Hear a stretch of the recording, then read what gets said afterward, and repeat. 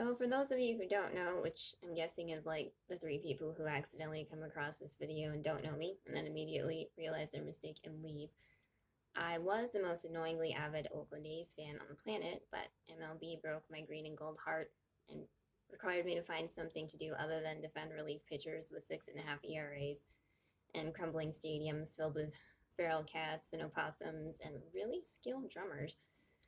But like any spurned lover, I found a new sports boyfriend, the Seattle Kraken, thereby showing MLB that I am very capable of rooting for other terrible teams that are not terrible according to me.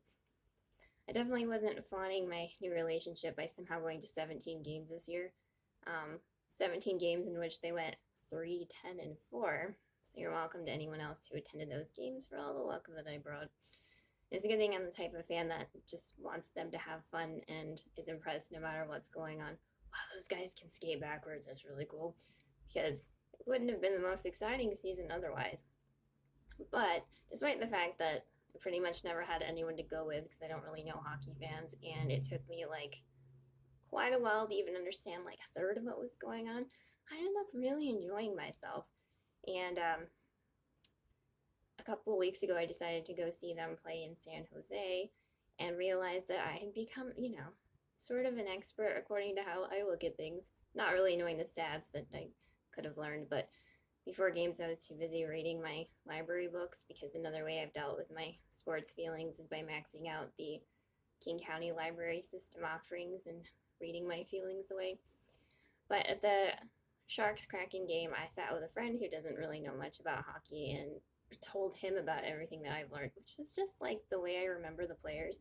I had a lot of fun this year because I came up with like, little nicknames or how I saw the players rather than learning their stats, which is like, super hard, I guess. But there's the happy Swedish guy, Andre Burakovsky, the perturbed Swedish guy, Adam Larson, the skinny lasagna guy, Matty Beniers, who is the lasagna guy because I learned a couple years ago that he also eats lasagna on Thanksgiving, which made me happy because we're not the only lasagna Thanksgiving family. So that's a very good reason to choose a favorite player, and he's my favorite player because of that.